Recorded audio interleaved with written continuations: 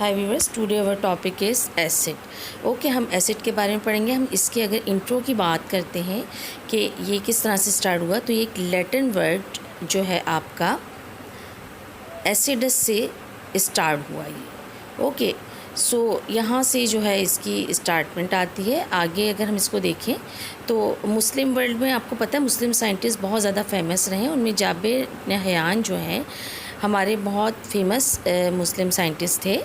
तो उन्होंने मुख्तलिफ एसिड्स जो हैं वो डिस्कवर किए, जिनमें आपका HCl है, आपका HNO3 नाइट्रिक एसिड है, सल्फ्यूरिक एसिड है। इसके अलावा अमोनियम क्लोराइड करा उन्होंने, सिल्वर नाइट्रेट किया डिस्कवर। ओके व्यूअर्स, तो इस तरह से इसके बाद जो है जाबिर बिन हयान के बाद अगर हम देखें, ये इनका एक बहुत बड़ा जो है मुस्लिम साइंटिस्ट के लिहाज से उनका एक बहुत बड़ा डिस्कवरी थी। इसके अलावा 18th सेंचुरी की अगर आप बात करते हैं तो उसमें जो है 18th सेंचुरी में एक लिवाइज़र एक साइंटिस्ट थे। ओके व्यूअर्स, जिनकी जो है बहुत फेमस हुई हैं थेरीज़ वगैरह भी। सो लिवाइज़र जो हैं साइंटिस्ट वो आए और उन्होंने एसिड की एक डेफिनेशन दी और उन्होंने उसको डिफ़ाइन किया कि व्हाट इज़ एसिड, या आप एसिड को किस मीनिंग्स में लेते हैं। तो उन्होंने इसके बारे में ये कहा कि एसिड जो हैं एक्चुअली आप कह सकते हैं कि ये ऑक्सीजन से रिलेटेड होते हैं, ये बाइनरी कंपाउंड होते हैं। ओके व्यूअर्स, यानी कि बाइनरी कंपाउंड ऑफ ऑक्सीजन होते हैं ये। सो इसमें जो है उन्होंने बाइनरी कंपाउंड ऑफ ऑक्सीजन की मीनिंग्स ये थी कि इसमें ऑक्सीजन बॉन्ड ज़रूर होगा, कोई ऐसा एलिमेंट होगा। इससे कार्बन डाइऑक्साइड हो गया, देखें ऑक्सीजन से बॉन्ड बना रहे हैं, कार्बन मोनोऑक्साइड हो गया, सल्फ़र डाइऑक्साइड हो गया, चाहे वो NO3 हो गया, तो ये आपका जो है ऑक्सीजन के साथ बॉन्ड बना रहे हैं। ओके, ये इनकी एक डिस्कवरी थी। सो यहाँ पर आप देखें, अगर आप इसकी इक्वेशन भी लिखते हैं, अच्छा, और साथ में इन्होंने मज़ीद जो है इस चीज़ में ये भी इंक्लूड किया कि जब आप डिज़ोल्व इन वाटर, ओके, जब आप इसको वाटर के अंदर डिज़ोल्व करते हैं, यानी कि एक एक्वस फॉर्म में लेकर आते हैं, तो फिर ये जो है एसिडिक इन नेचर हो जाते हैं। ओके व्यूअर्स, अच्छा, इसको मज़ीद डिफ़ाइन करेंगे अगर हम कह सकते हैं अकॉर्डिंग टू लिवाइज़र। ओके, अब यहाँ ज़रा हम इसकी थोड़ी इक्वेशन देख लेते हैं कि वो किस तरीके से होता है, क्योंकि उन्होंने कहा वाटर में डिज़ोल्व होंगे। लेट सपोज़ आपका कार्बन डाइऑक्साइड है, इसको आपने वाटर में जब डिज़ोल्व करेंगे, एक सोल्यूशन बनाएंगे, तो देखिए एसिड बनता है, ये कार्बोनिक एसिड बन जाता है। ओके व्यूअर्स, अच्छा, मज़ीद आगे चलें, सल्फ़र डाइऑक्साइड को आप वाटर में डिज़ोल्व करें तो यहाँ पर क्या होगा, सल्फ्यूरिक एसिड बन जाएगा आपका H2SO4। मज़ीद देखिए कार्बन मोनोऑक्साइड को डिज़ोल्व करें वाटर में तो देखिए कार्बन डाइऑक्साइड बन जाएगी, आपकी हाइड्रोजन बनेगी। कार्बन डाइऑक्साइड जो होती है एसिडिक नेचर होती है। ओके, अच्छा, यहाँ तो ये चीज़ आ गई, लेकिन यहाँ पर एक ऑब्जेक्शन आया साथ में। वो ऑब्जेक्शन क्या था कि HCl जो है वो भी तो एक एसिड है। ओके, और बहुत फेमस एसिड है, स्ट्रॉन्ग है। HBr हाइड्रोजन ब्रोमाइड भी तो एक एसिड है, लेकिन ये तो जो है ऑक्सीजन से रिलेटेड नहीं है। ऑक्सीजन यहाँ पर तो बॉन्ड नहीं शामिल होता, ऑक्सीजन का प्रेजेंट नहीं है ऑक्सीजन यहाँ पर। तो यहाँ तो जो है लिवाइज़र की जो थ्योरी थी वो रॉन्ग साबित हो गई। अब आगे देखें इसके बाद क्या होता है आगे। फिर उसके बाद आपकी 19th सेंचुरी में साइंटिस्ट आए हम्फ्री डेवी। उन्होंने जो है इसके बारे में जो मज़ीद इसके बारे में बताया एसिड का, कि ज़रूरी नहीं है कि not oxygen must be present in acid, ये ज़रूरी नहीं है कि ऑक्सीजन का एसिड के अंदर मौजूद होना। ओके, सो ये जो है एसिड की आइडेंटिफाई नहीं करती ये चीज़ लाजमी तौर पे। तो उन्होंने कहा कि hydrogen should be present, hydrogen जो है ना वो इसमें मौजूद होना चाहिए, तो ये एसिड होगा। ओके व्यूअर्स, अच्छा, हाइड्रोजन आपको पता है कि अगर ये एक इलेक्ट्रॉन के साथ हो तो ये प्रोटॉन कहलाता है। ओके व्यूअर्स, तो यहाँ पर ये चीज़ सामने आई कि एसिड आर प्रोटॉन डोनर, यानी कि एसिड वो होते हैं जो कि प्रोटॉन प्रोवाइड कर सकते हैं या प्रोटॉन दे सकते हैं, हम उनको एसिड कहते हैं। ये एक सिंपल सी डेफिनेशन उसके बाद सामने आई। लेट सपोज़ आपका HCl है, तो आप जब ये डिसोसिएट हो जाएगा तो H+ और Cl- बन जाता है, हाइड्रोजन आपको मिल गया प्रोटॉन। यहाँ पे आपका H2SO4 है, तो बहुत आराम से जो है ये आपका जो है H+ आपको मिल जाता है प्रोटॉन, और SO4-2 इस पर चार्ज आता है। तो यहाँ पर देखिए आपको प्रोटॉन मिल रहा है, ये देखिए ये प्रोटॉन है। ओके, अच्छा, वो किस तरीके से आपको ये बात मालूम है पीरियोडिक टेबल में, जैसे कि हमने पढ़ा जब हमने हाइड्रोजन का स्ट्रक्चर बनाया था, हाइड्रोजन एटम का, तो पीरियोडिक टेबल में देखिएगा कि 1 होते हैं इसके अंदर इलेक्ट्रॉन, 1 प्रोटॉन होता है। ओके बस। अच्छा, यहाँ पर देखिए 1 इलेक्ट्रॉन, तो जब ये अकेला सिंगल हाइड्रोजन होता है तो ये तो एक प्रोटॉन होता है। ओके, जब ये अपने दूसरे एटम से अलग होगा तो ये तो देखिए प्रोटॉन हो गया ना, अब क्लोरीन से अलग हो गया, तो ये एसिड था HCl, इसने अपना हाइड्रोजन दे दिया, तो ये प्रोटॉन डोनर हो गया इस तरह से।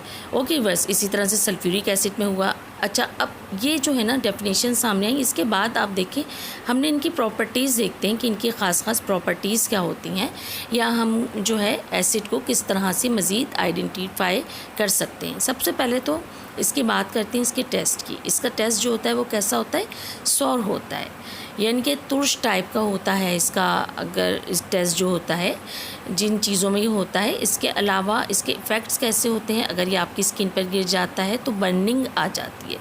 ओके, करोजन जो है वो हो जाता है स्किन पे, तो इसके इफ़ेक्ट्स जो होते हैं इस तरह के होते हैं। और इसके अलावा लिटमस पेपर की अगर हम बात करें, बहुत मशहूर ज़माना इसका प्रैक्टिकल होता है कि लिटमस पेपर को अगर इसमें डिप किया जाए तो ये टर्न जो होता है किस तरह से होता है इसका, ये ब्लू लिटमस पेपर जो होता है टर्न इनटू रेड, यानी ये ब्लू लिटमस को रेड में टर्न कर देता है। ओके व्यूअर्स, चेंज कर देता है उसका कलर। इसके अलावा अगर आप इसकी प्रेजेंस को देखें कि ये किस तरीके से मौजूद होता है और कहाँ कहाँ जो है ये पाया जाता है, इसके यूजेस क्या होते हैं, किन फ्रूट्स में मौजूद होता है, या आपके मील्स में कहाँ कहाँ होता है। तो सबसे पहले अगर हम बात करते हैं, इसमें सिट्रस फ्रूट्स होते हैं आपके। ओके, तो बहुत हेल्दी होते हैं फ्रूट्स, तो सारी हेल्दी होते हैं, बट सिट्रस फ्रूट में आपकी ग्रेप्स आ गया आपका, इसके अलावा आपके ऑरेंजेस आ गए आपके सारे, एंड अदरवाइज़ अगर हम देखें इसमें मज़ीद आपका लेमन है और टोमेटो भी आ जाता है इसमें आपका सिट्रस फ्रूट में। ओके, तो टोमेटो आ जाता है। ऑलराइट, अच्छा यहाँ पर सिट्रस फ्रूट की बात करते हैं, तो यहाँ पर जो एसिड मौजूद होता है उसको हम कहते हैं सिट्रिक एसिड। ओके बस, तो ये इन फ्रूट्स में पाया जाता है, बहुत हेल्दी होता है। इसके अलावा देखें आपका एप्पल होता है, एप्पल में मैलिक एसिड होता है। ओके, कहते हैं ना 1 Apple a day keep the doctor away, तो देखें कितना हेल्दी होता है। इसके अलावा आपका मिल्क होता है, and milk are very healthy, तो इसमें जो है लैक्टिक एसिड होता है जो कि स्किन के लिए बहुत अच्छा होता है। ओके बस, इसके अलावा आपके जो जितने ये लेमन आपके फ्रूट्स होते हैं, लाइक जिनमें विटामिन सी होता है उन लेमन फ्रूट्स में। ओके, इसमें जो है एस्कॉर्बिक एसिड होता है, और ये भी जो होता है आपकी स्किन के लिए बहुत अच्छा होता है। लाइक आपका प्लम हो गया, आपका डैमसन हो गया, इस किस्म के फ्रूट्स में। ओके, अच्छा वर्क करता है ये एंटीऑक्सीडेंट के तौर पर। अगर आप इसको लेना शुरू करें, ये स्किन के लिए, उसकी फेयरनेस के लिए भी बहुत अच्छा और बहुत हेल्दी होता है। ओके बस, क्योंकि इसके अंदर विटामिन सी का जो है ना आपका ख़जाना मौजूद होता है। ओके, तो यहाँ पर इसका फार्मूला जो होता है, अगर आप इसको मैं एस्कॉर्बिक एसिड के हवाले से इसका फार्मूला बताऊँ तो वो जो है आपका C6H8 एंड O6 होगा। ओके बस, तो ये सारे आपके जो फ्रूट्स होते हैं इनमें ये एसिड पाए जाते हैं। अच्छा, अब इन एसिड्स को हम इंडस्ट्रीज़ में जाकर देखते हैं, इंडस्ट्रियल लेवल पर जाकर देखते हैं कि वहाँ पर जो है कौन कौन से एसिड तैयार होते हैं। तो देखें आपका HCl और नाइट्रिक एसिड होता है, सल्फ्यूरिक एसिड H2SO4 होता है, तो ये सारे इंडस्ट्रीज़ में होते हैं आपके बनते हैं। HCl जो होता है वो किस मकसद के लिए यूज़ होता है, आपके जो है क्लीनिंग पर्पस के लिए ये यूज़ होता है। ओके व्यूअर्स, यहाँ पर जो एक क्लीनिंग एजेंट के तौर पे ये जो है इस्तेमाल होता है। इसके अलावा आपका जो गैस्ट्रिक है, मैदा होता है, वहाँ पर भी आपको पता होगा HCl वहाँ पर होता है, एसिड मौजूद होता है। अच्छा, ये तो खैर इंसानी बॉडी के हवाले से हो गया, लेकिन इंडस्ट्रीज़ में क्लीनिंग एजेंट के तौर पे तैयार होता है। अब नाइट्रिक एसिड हो गया आपका, तो नाइट्रिक एसिड जो है आपका एक्सप्लोसिव होता है, यानी जो आतिशगी धमाके होते हैं उनमें यूज़ होता है। इसके अलावा फर्टिलाइज़र्स में यूज़ होता है आपके क्रॉप्स वगैरह में। इसके अलावा हम देखें यहाँ पर H2SO4 होता है जो कि इंडस्ट्रीज़ में तैयार होता है। ये तो बहुत ज़्यादा इम्पॉर्टेंट होता है, इसको हम किंग ऑफ केमिकल्स कहते हैं। अच्छा, इसकी रीज़न क्या होती है, इसको क्यों कहते हैं किंग ऑफ केमिकल्स? क्योंकि ये जो है बहुत इंपॉर्टेंट होता है। जिन ममालिक में ये बनता है उसकी इंडस्ट्रीज़ मैन्युफैक्चरिंग बहुत ज़्यादा बढ़ जाती है। ओके, तो ये बहुत इंपॉर्टेंट होता है ये एसिड इस हवाले से। और तमाम एसिड ही अपनी प्रॉपर्टीज़ के हवाले से अहम होते हैं। अच्छा, अब ज़रा इसके नेम्स देख लेते हैं कुछ एसिड के। मैं बिल्कुल ऊपर से आपको इसको बता रही हूँ कि इसको आप किस तरीके से यानी मेमोराइज़ कर सकते हैं या याद रख सकते हैं। ओके व्यूअर्स, अच्छा यहाँ पर देखें, क्योंकि अभी आप थोड़े इनिशियल लेवल पे एक एसिड यानी इन एसिड में लास्ट में एक आएगा। ओके, अच्छा इसको ज़रा गौर से देखिएगा। Let's have a look. जैसे कि हाइड्रोक्लोरिक एसिड HCl, उसके बाद आपका आ जाता है हाइड्रोब्रोमिक एसिड। ओके व्यूअर्स, इसके अलावा देखिए नाइट्रिक एसिड। इसके अलावा हम आगे अगर चलें तो आपका फॉस्फोरिक एसिड। ओके, इसके अलावा H2SO4 यानी सल्फ्यूरिक एसिड हो गया। इसके अलावा आपका HMNO4 परमैंगनिक एसिड हो गया। तो यहाँ पर देखिए सब में लास्ट में एक आ रहा है। अगर आप नोटिस करें इन सब के नामों में तो ये देखिए, इसको याद रखना, मेमोराइज़ करना कितना इजी है। इसके अलावा आगे आइए तो OUS एसिड। ओके, लास्ट में OUS आएगा। लेट्स सपोज इसकी क्या क्या एग्जाम्पल होती हैं, जैसे कि आपका हो गया यहाँ फास्फोरस एसिड। ओके व्यूअर्स, इसके अलावा आपका सल्फ्यूरस एसिड, SO4 में सल्फ्यूरिक था, SO3 में सल्फ्यूरस एसिड हो गया। नाइट्रस एसिड हो गया आपका, हाइपोक्लोरस एसिड हो गया आपका, और इसके अलावा क्रोमस एसिड। अब देखिए इनमें सब में लास्ट में जो है OUS आ रहा है इन एसिड में।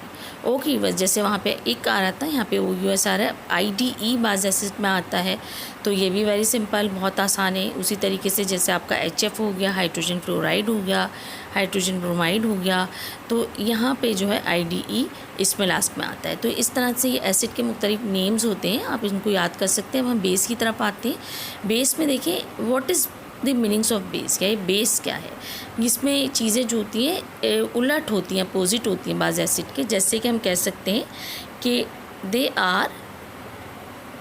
Are metallic. ये जो एक थेरी आई इसके लिए वो आई, दे आर मेटेलिक ऑक्साइड। ये जो है मेटेलिक ऑक्साइड होते हैं जो बेसिस होते हैं। ओके व्यूअर्स, अच्छा मेटेलिक ऑक्साइड आपको नाम से ज़ाहिर हो रहा है कि मेटेलिक ऑक्साइड क्या होते हैं, यानी इसमें मेटल्स का कनेक्शन ऑक्सीजन के साथ होगा।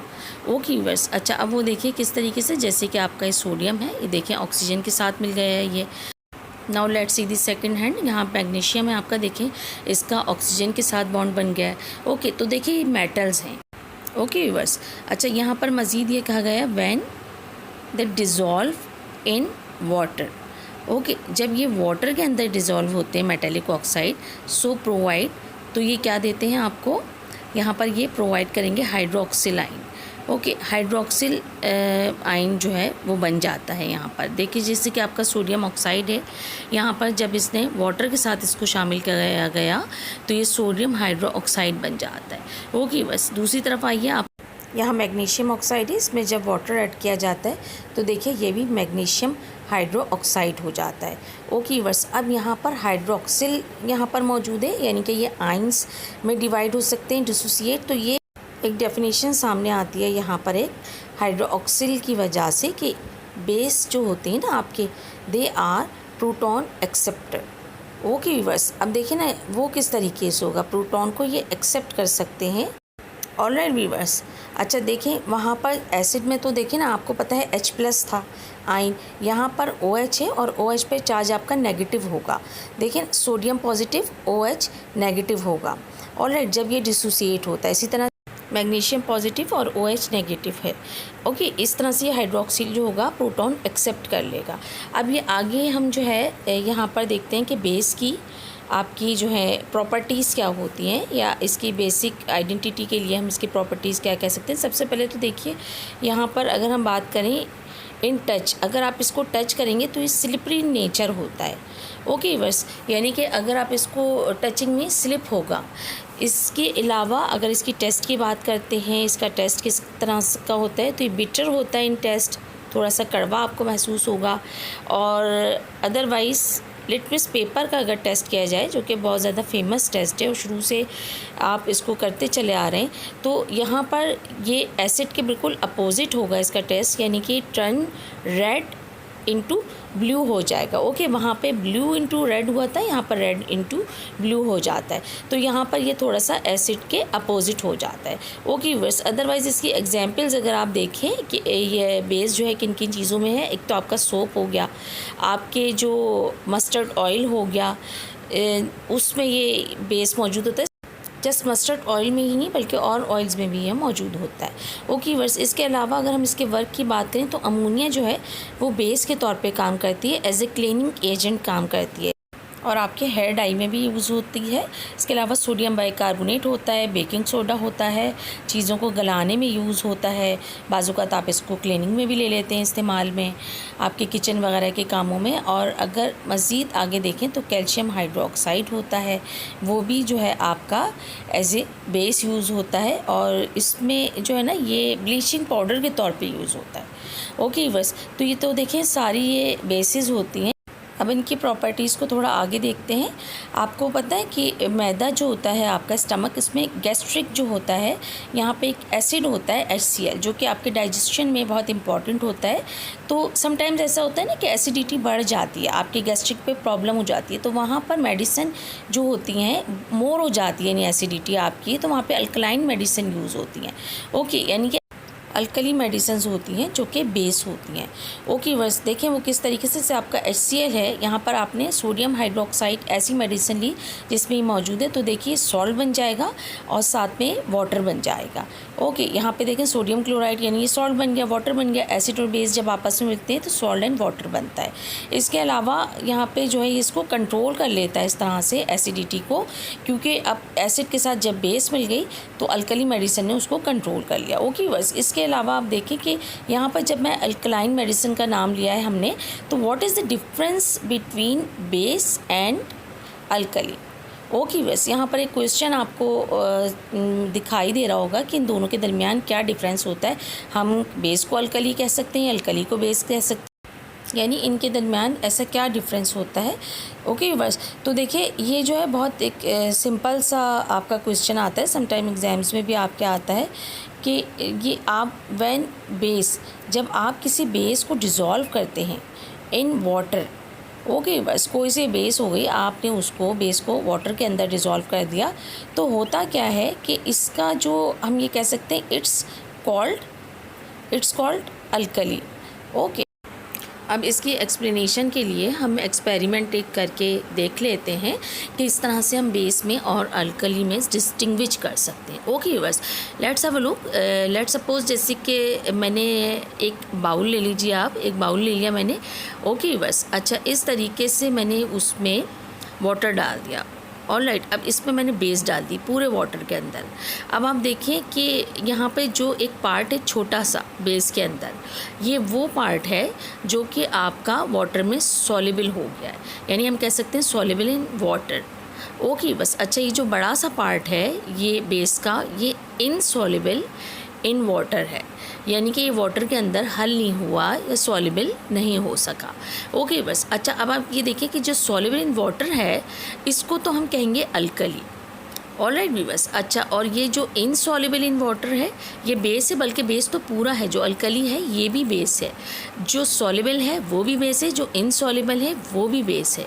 ओके भी बस, लेकिन आपका पूरा पार्ट अल्कली नहीं कहलाएगा, अल्कली सिर्फ सॉल्युबल कहलाएगा। नहीं, मैं कह सकती हूँ कि एवरी अल्कली, आप पूरे अल्कली को कह सकते हैं इस बेस, वो पूरी बेस है, बट ओके यानी कि अल्कली बेस कहलाएगी, बट ये जो आपकी एवरी बेस यानी कि पूरी की पूरी बेस जो है नॉट अल्कली। ओके व्यूअर्स, यानी कि आपकी जो बेस है पूरी, वो मैं उससे अल्कली नहीं कह सकते हम।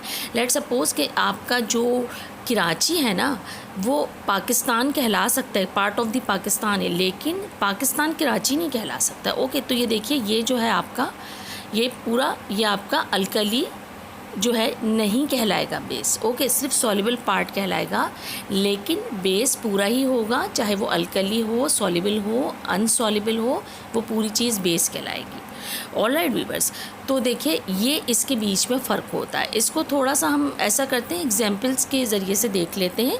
हम इसकी इक्वेशन बनाकर देखते हैं कि हम किस तरीके से एक बेस जो होता है उसका सॉल्युबल पार्ट जो है उसको किस तरीके से अल्कली बना सकते हैं। आपका सोडियम ऑक्साइड है, सॉलिड लिया आपने, इसको आपने वाटर में डिज़ोल्व किया।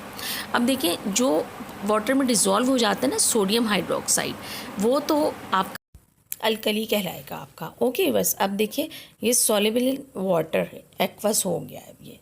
ऑलराइट, अच्छा इसी तरीके से दूसरी तरफ आते हैं या दूसरे एग्जाम्पल देखते हैं। लेट्स हैव अ लुक, आपका लिथियम ऑक्साइड है।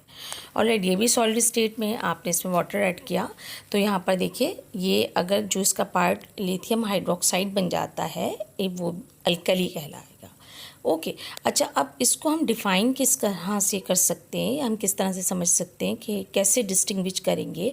अगर अकॉर्डिंग टू पीरियोडिक टेबल में देखा जाए इसकी अल्कली की आइडेंटिटी कैसे होगी, इसको कैसे डिफ़ाइन करेंगे। तो देखें यहाँ मेरे पास पीरियोडिक टेबल है, यहाँ पे आपका जो ग्रुप 1A है इसमें जितने भी आपकी मेटल्स हैं वो सब हाइड्रोक्सिल के साथ वो सारे के सारे अल्कली कहलाएंगे। ओके, अच्छा इसी तरीके से आपका जो ग्रुप 2A है उसमें लास्ट 4 जो होंगे ना वो आपके अल्कली कहलाएंगे, लास्ट 4 एलिमेंट। ओके व्यूअर्स, तो देखिए इस तरीके से आप इसके आइडेंटिफाई कर सकते हैं। अच्छा यहाँ पर भी बेसिक चीज़ जो होगी ना वो यही होगी कंडीशन कि जो आपके लास्ट 4 एलिमेंट हैं ये भी विथ हाइड्रोक्सिल होंगे। ऑलराइट, जैसे कि आपने ग्रुप 1A में हमने कंडीशन रखी है हाइड्रोक्सिल की। देखिए पीरियोडिक टेबल में आपका, अगर हम पीरियोडिक टेबल में जाकेरियम, रेडियम, इन चारों को देखें, या आपके ग्रुप 2A में चारों मौजूद हैं रेडियम तक, कैल्शियम से लेकर। ओके, तो यहाँ पर ये देखें ये आपके जो हैं चारों विद हाइड्रोक्सिल जो होंगे ये अल्कली ही आपके कहलाएंगे। ओके बस, अच्छा अब अच्छे इसी तरीके से यहाँ पर देखिए ये आपका अमोनिया होता है, अमोनिया एक बेस है। ओके, बट जब ये NH4OH यानी अमोनियम हाइड्रोक्साइड में कन्वर्ट हो गया तो ये भी एक अल्कली बन जाता है, यानी डिज़ोल्व इन वाटर हो जाता है, सॉल्युबल इन वाटर हो जाता है। ओके बस, अच्छा इसका थोड़ा सा एक एग्जामिन करके देख लेते हैं कि कहाँ पर हम इसको आइडेंटिफाई अप कर सकते हैं या किस तरीके से इसको आप इसका एक टेस्ट करके देख सकते हैं। ओके, तो यहाँ मैं कुछ फार्मूलास लिख रही हूँ, जैसे कि पोटेशियम हाइड्रोक्साइड हो गया, इसके अलावा लिथियम हाइड्रोक्साइड हो गया। ओके, ये देखिए ग्रुप 1A में ये मौजूद होते हैं। इसके अलावा आपका मैग्नीशियम ऑक्साइड हो गया, मैग्नीशियम जो है ग्रुप 2A में होता है। इसके अलावा सोडियम ऑक्साइड हो गया, सोडियम भी ग्रुप 1A में होता है। इसके अलावा कैल्शियम हाइड्रोक्साइड होता है, कैल्शियम आपका ग्रुप 2A में मौजूद होता है ना, थर्ड वन होता है ये। ओके, इसके अलावा अब आपका सोडियम हाइड्रोक्साइड हो गया, सोडियम आपको पता है ग्रुप 1A में मौजूद है। अब लिथियम ऑक्साइड हो गया, लिथियम आपका ग्रुप 1A में मौजूद है। अब देखिए इसमें से कौन से अल्कली हैं और कौन से अल्कली नहीं हैं। ऑलराइट व्यूअर्स, अच्छा यहाँ पे देखिए पोटेशियम है, यहाँ पे कंडीशंस पे कौन सा फुलफ़िल कर रहा है या कौन सा जो है कंडीशन को, आपको पता है ग्रुप 1A हमने कहा था वो OH के साथ अल्कली है, ग्रुप 2A के लास्ट 4 जो है ना आपके वो अल्कली होंगे लेकिन OH के साथ। ओके, ये कंडीशन थी। अब ज़रा आप यहाँ पर आइए, मैं जो अल्कली होगा उसको सर्कल करते जाइए। ओके, अब यहाँ पर देखिए आप सबसे पहले आपका पोटेशियम हाइड्रोक्साइड है। ओके व्यूअर्स, तो यहाँ पर ये देखिए ये ग्रुप 1A में मौजूद होता है, OH के साथ है, ये तो अल्कली हो गया। लिथियम हाइड्रोक्साइड पे आ गए आप यहाँ पर, तो ये भी देखिए ग्रुप 1A में मौजूद है, OH के साथ है, ये भी अल्कली हो गया।